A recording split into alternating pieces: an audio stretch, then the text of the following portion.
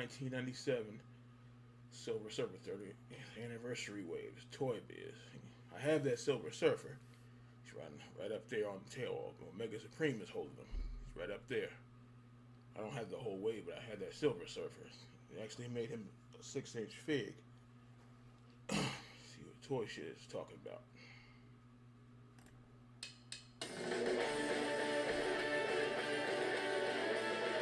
Hey, welcome back everyone, Toybiz here, and I am back yet again for yet another retro shiz look back at the past. Today we're going to be activating our Power Cosmics and heading all the way back to 1997 for the 30th anniversary toy line of the Silver Surfer by Toybiz. Now, who is this so-called Silver Surfer? Well, the Sentinel of the Spaceways, the Silver Surfer, one of Marvel Comics' most enigmatic and philosophically rich characters, made his first appearance in the Fantastic Four, number 48, published in 1966. Created by writer Stan Lee and artist Jack Kirby, the Silver Surfer was introduced as the Herald of Galactus, a cosmic entity who consumes planets to sustain his existence.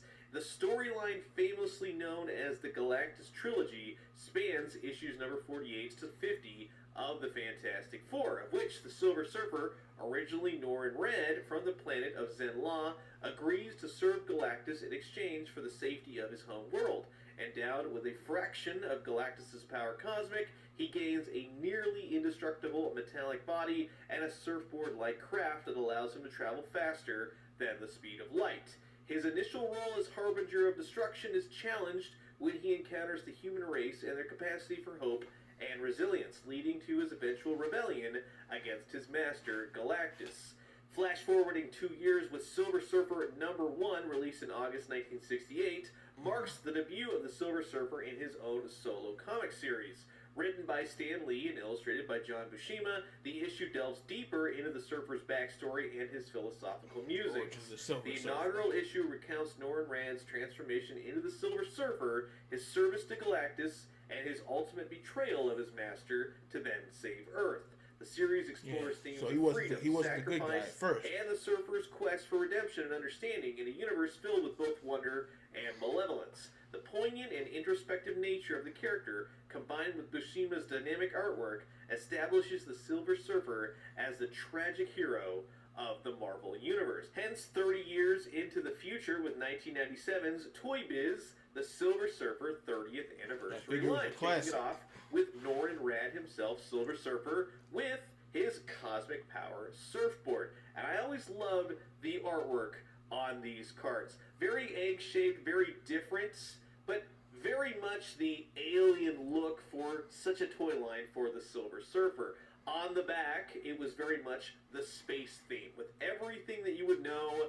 about the Silver Surfer, the accompanying figures for this line, and just overall what you would be getting in the package, how it works, the whole 9 yards. And to this day, we're still seeing it with retro card backs with Marvel Legends and Harry Moore design. And I loved seeing the big splash right here, everything that you could hope to achieve in collecting every single figure in this line. And of course, for some reason, if you're in 1997 and you scan these barcodes, here is the one for Silver Surfer. How do I know it's Silver Surfer's? Well, his name is right there on the barcode, and I absolutely love that. Now, moving on to figure number 2, we have the next Herald of Galactus after Norrin Radd, the Silver Surfer, with Frankie Ray Nova. And don't get confused, it's not the Nova. Yeah, these are hard to find. You probably can get them on Amazon now, because I got the Silver Surfer. I think he cost me 25 or 30 bucks, can't remember, something like that. And I went to get this one, Nova, and went back for it. It was gone.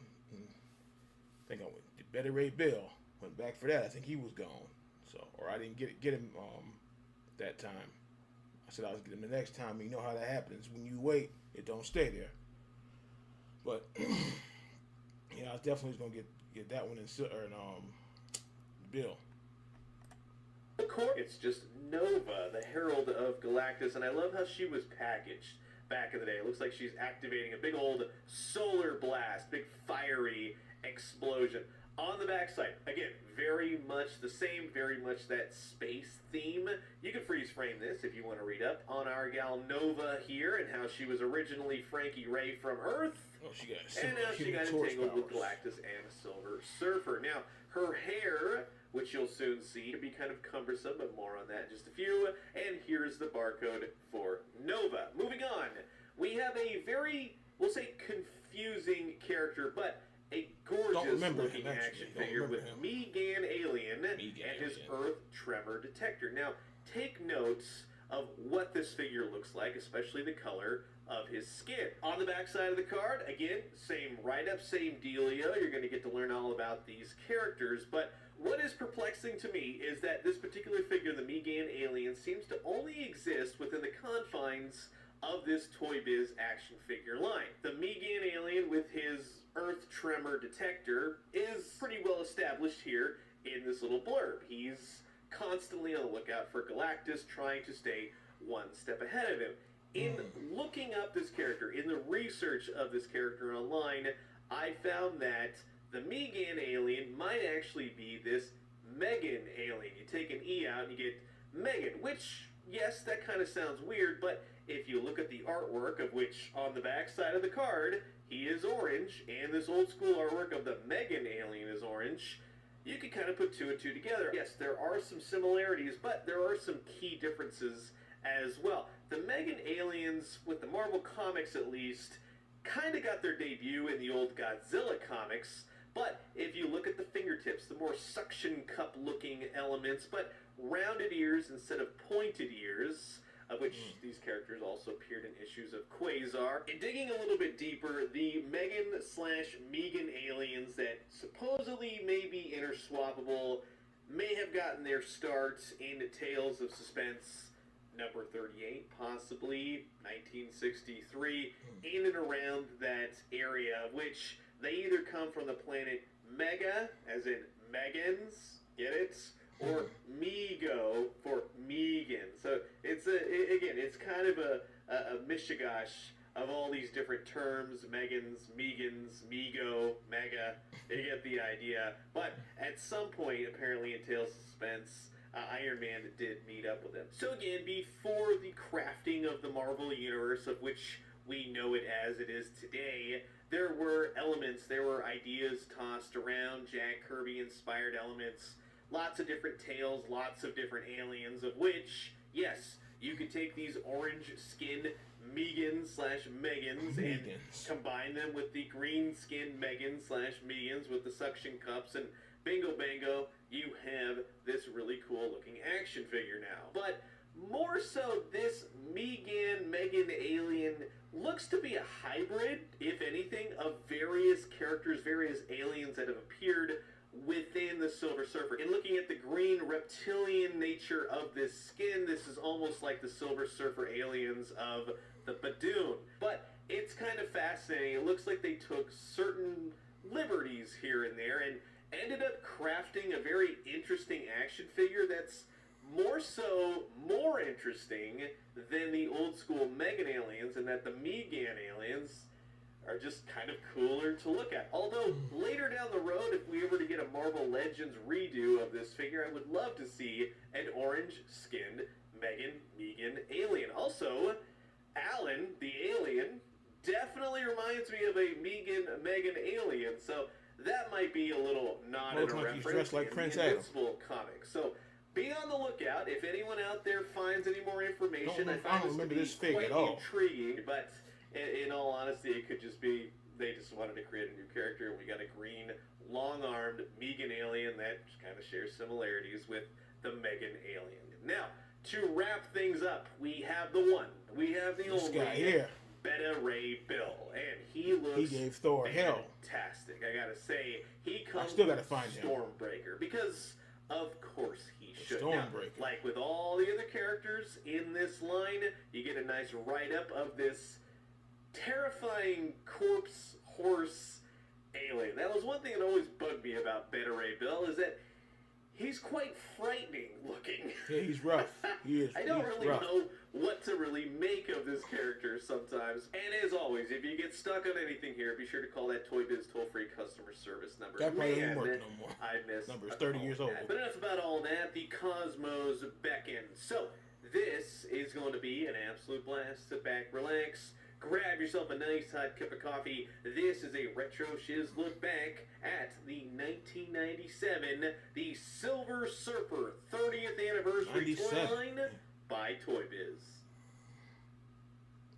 Now, first and foremost, we're going to kick it off with the Megan Alien at this point, whichever one you want to call it. That's the only one I've never seen before. The fact that it's a gorgeous looking action figure along with a gorgeous accessory with his Earth tremor detector. Now, if I didn't know any better, I would say this is more of a restraining unit. Like, this alien is a criminal. That's kind of how I always thought about him. Very much reminds me of the Toybiz The Vault figure line with Stegron, Typhoid, Mary. It's very well done. It's got a beautiful wash. It has this big red inner tube that combines into the helmet piece right there and simply just attaches, and you've got this really cool red ruby quartz sort of visor that folds down, and there's no peg, there's nothing to attach to the alien. It simply just attaches to him, which is nice to see. The restraints, the cuffs on the back along with the belts, everything's painted, a little beep beep machine, and then you have this really awesome looking alien. And at this point, like I said, call him whatever you'd like. He's just very fascinating, very cool to look at, and something that to this day really stands out amidst the Toybizes and the Hasbros and all the Marvel Legends and everything that has come to this point. He has his big old suction cup looking fingertips. He's got a big old green pot belly with very cool craggy reptilian skin, and he's got his gloves that go all the way to his alien biceps. Very minimal articulation, but it doesn't dispute the fact that the sculpt is there. He even has a little pocket on the back with some ammo and a belt and a little bit of a Egyptian-looking loincloths kind of deal. But hey, his big old purple pants along with his big old clodhopper feet, again, with suction cups, and his boots. They swivel at the feet. They'll swivel at the hands. And overall, he's just an exciting-looking figure. But he can be kind of difficult to stand. You're like really kind of have to learn the 6-inch articulation. figs It's a back very then. basic articulation, but the articulation nonetheless, because he can be kind of top-heavy and, well, he'll go side to side. When you want to fix his Earth tremor detector, like I said, nothing to peg in. He simply just attaches onto his back. You hook up his cuffs, which, yeah, that works. Fold down the mask and bingo bango. Yeah, you got yourself a very cool-looking Megan alien. Again, not so much an Earth tremor detector device as it is something that's restraining this criminal or whatever I thought of as a kid, but I love the visor. I think that that is very cool. The cuffs will kind of sort of stay on. They're a little bit difficult sometimes, especially when you start moving the figure's arms, but regardless, beautiful sculpt, beautiful accessory, mind-numbing mystery of what I'm actually looking at, but god dang, that is a cool-looking action figure. Next up, we have Beta Ray Bill, or Beta Ray Bill, however you'd like to pronounce it. But Yeah, again, still got to find him. glorious action figure. All that chrome, especially on Stormbreaker. It just looks so dang cool with all its reflective glory. And I love the fact that Stormbreaker was given to Beta Ray Bill by Odin, because Beta Ray Bill is worthy. And I like there's a little bit of brown paint on the handle. You got a silvery strap, although that strap isn't attaching to any wrists anytime soon. Beta Ray Bill himself, again, that chrome goes onto the figure, and it's just so sparkly. It just catches your eye, really makes him stand out, especially some of the Kirby-inspired painted artwork on his chest to his legs. Again, the chrome with the knee pads, the boots. He's very pre-posed. He's very much an old-school Playmates Ninja Turtle in so many ways. But he has those Jack Kirby hands with Oh, this the way side his obviously being legs is slated to fixed, hold yeah. Stormbreaker. But he has this giant red cape. And recently I heard someone attribute it to as a giant red bell pepper, which I do not disagree. It definitely looks like that. It comes off, if you'd like. It's simply held in there by two pegs. it stays for the most part on its own, but as you can see, the back is very much just his black shirt. You get to see the chrome, the white gloves, the accents, the paint, his Asgardian helmet, his really weird corpse horse face, which is just terrifying. Again, minimal articulation, very pre-posed, one foot being flat, the other one being a little bit risen up on that side, so again, he can be kind of hard to stand, but that's where his giant red bell pepper cape comes in. So you simply get his Stormbreaker in hand, you get his cape attached, and bingo bango, yes, you got yourself one killer looking Beta Ray Bill, of which this figure is highly praised even to this day. And while he may not be the perfect addition to your modern Marvel Legends shelf, it's still an amazing chromed out toy and one that I highly recommend. Continuing on, we have Frankie Ray Nova, the next herald of Galactus. Find these two. Gotta find them. You can immediately see that this figure is very special. She does have this big fiery blast as a base. It's very gummy, but it does a great job at keeping her aloft and keeping her standing, as this figure will kind of suffer from being a little bit all over the place and very back heavy, but this is a great way to kick things off. Frankie Ray, Nova herself, the chrome is beautiful. She looks like she stepped right out of the comic books, right out of the animated series that was soon to follow this toy line, but she does have this giant fiery blast of segmented hair, which is not only useful, but can be kind of cumbersome when you want to stand her on her own without the fiery base, because it is permanently attached. She will have a couple screw holes on the back.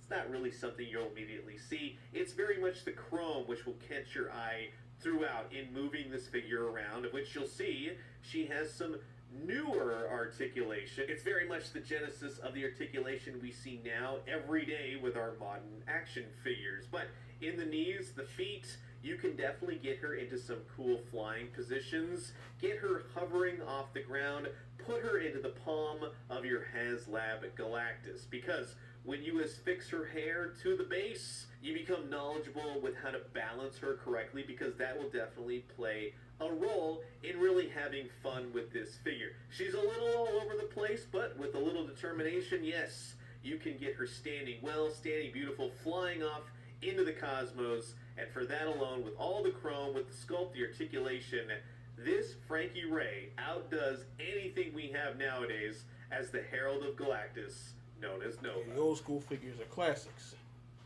Which thus leaves us with our fourth and final figure of our 30th anniversary wave, Norrin Rad himself, the Silver Surfer. And what's the first thing you're going to think when you see this figure? For me, where is the chrome? Now, my very first figure of the Silver Surfer was an old Toybiz one that came with a CD-ROM. Of course, he comes with his silver surfboard, but it's a very shortened silver surfboard, but he does have some pegs and some feet holsters to keep him securely onto his board. He also has the fin on the bottom, which, hey, looks great, but it's very teeny tiny. It's very much a surfboard and not the Silver Surfer's elongated spacecraft in so many ways. The Silver Surfer himself, very much a silver figure, but could you imagine what this figure would have looked like with all the chrome that Frankie Ray and That would have been something. They should have did that. Now, he's got some really cool musculature. It's very much the Silver Surfer. He's got 1997 stamped on the bottom of his foot. Yes, I would say that it kind of resembles Jack Kirby's artwork, kind of a mishigash of a bunch of different artists over the years, but the articulation is, I'll say, leaves a little bit to be desired, right? Now, if you look at it, yes, he will have several segments. He does have elbows. He's got knees. He also has fingernails, which is very odd in the sense of the... As far as the Toybiz line, because the one I had was old Silver Surfer. It was made like, looked like it's the metal or the vac metal. Yeah, I went to go looking up. There's like several Silver Surfer figures. And then I ran across this one. I was like, oh shit. That's like $30, but I was like, damn, it's from '97. It's vintage now. But as far as the old Toybiz one, this is definitely the best. This is definitely the best one. Silver Surfer. In the terms of his chest and then how you kind of position him, the articulation is kind of cumbersome overall. Yes, for back in the day, it totally works. It's totally different. He has waist, he's got legs, he's got knees, but nothing at the feet. He will have peg holes, of course, but he's very much a pain to kind of get him to do what you'd want or what you'd think you'd want to do when posing out Silver Surfer on his Silver Surfboard. But alone, for a 1997 figure of the Silver Surfer, he is a little bit large. Again, keep in mind, all these figures aren't really scaled to one another. They're all just kind of art pieces in that grandest of sense. That was 6-inch fig, I know for a fact. I The remember. arms going out, much like you'd want to position him on a surfboard. So that is a definite plus through and through. But then when you want to put him on the surfboard, it's really just one way, and that's it. There's no swapping, there's no magnets, there's nothing like that. All of which would come later with newer toy versions of the Silver Surfer. And once you affix him to the surfboard, he's definitely on there to stay. You can flip him over, you can have some fun, you can get him soaring through your living room if you so choose. And yes, for the most part, with the way his articulation is handled, sure, you can get him into very much that surfer pose. And that benefits Norrinrad tremendously. However, there's no stand and there's really no way to position him on your shelf with just him standing on the surfboard unless you have a stand of some sort. And back in the day, there wasn't really many choices for this. You kind of had to configure something for yourself. But yes, you can definitely That'll work. do That'll it. work, though, And what he like just I did. said, That'll work. with the position, with the way his arms are, it may be very fixed, very much one way to do it, but you can definitely have some fun. And what I like in particular is This guy. he kind of looks That's cool, something. just adrift out in space. You get him on a standee, you get him sitting on his surfboard. He's pondering the mysteries of the universe, searching endlessly for his Shalabal and his home planet of Zenla. Now, I imagine a few of you out there are wondering, how do these stack up to the more modern Marvel Legends? And with a recent Silver He's Surfer in bigger. comparison to this 30th anniversary version, Oh, is that big? yes, you can see the definite improvements. A lot more articulation. The board is a lot more slender on the newer Marvel Legends, but I do like that this 30th anniversary Silver Surfer looks more like a surfboard. It's kind of a give and take sort of deal. But yes, the improvements are definitely there after all these years, as they should be, although I do prefer magnets when attaching my Silver Surfer. The difference is, though, with the Frankie Ray Nova. Now, with the HasLab Galactus, we did get a Marvel Legends take on Frankie Ray. I'll be honest and say I don't think it's the greatest job. She's more of a goldish yellow figure, which kind of sort of captures the look of Frankie Ray, but this original one still takes the cake for me, especially if you have a Galactus setup in your collection. Now, she's entirely too big. There are some proportion issues, but it's the chrome, it's the hair that makes her stand out. So while she won't necessarily look fantastic perfectly in his next hand, to more modern Marvel Legend figures being held by Galactus, yeah, I'd say that definitely works. The Frankie Ray that we got with the Galactus HasLab is just okay, but it could have been so much better. In juxtaposition with the Beta Ray Bill figure, he actually works really well. He's more of a crouched figure, again, very pre-posed, but he is a larger character. And again, with the stylistic choices, with that paint, with the chrome, he definitely fits in with those characters. But oddly enough, the one that really takes the cake overall is the Megan Alien. His size, his height, it's all up in the air as to what we're really looking at here. But I'm telling you, those in are damn near, terms those of are the 6-inch Silver figures. Surfer, the The cosmic Toybiz. entities, the cosmic nature of the Marvel Universe, he's just a cool-looking alien, and to be honest, he fits in rather well with your modern Marvel Legend. And now with all that being said, that will wrap it up for my Retro Shiz look back at the 1997 Silver Surfer, the 30th Anniversary Wave by Toybiz. Oh, dude. 4 very cool characters translated to plastic, although I will say in his own line, the Silver Surfer ends up being the dud of the wave. Some very cool chrome attached to that Silver Surfboard along with his silvery skin really would have made him oh so prominent. But the real takeaway, the one that still is prominent to this day and age, the Megan Alien, followed by Nova, and then of course Beta Ray Bill. all of those can fit in your collections in one way or another for your Marvel Legends. And that is what's so amazing to see all these years later. And, of course, tastes may vary, but it's just nice to see that your imaginations are not limited. You can display and show off your collections however you so choose, but it really is these old toys that put a smile on my face. The sculpts alone, the chrome. Yes, the articulation is going to be very limited, but it is so cool to see what we had before and to what we are getting now. So to really appreciate that, I know a lot of people like to say, it doesn't have this now, it doesn't have this. This is what we all grew up with, and it is a lot of fun to just see the transitions between all these old sculpts to these beautiful characters that we're getting now in action figure form. So, you've heard my thoughts. Now I'm curious to know yours. Comment below, let me know. Let's talk everything Silver Surfer, and I'm going to leave you guys with that. As always, drink some great coffee, eat some great food, but most importantly, remember, not to worry. We got plenty more retro shiz on the way. And when we do, let me know what you found. I'll talk to you guys soon. Adios.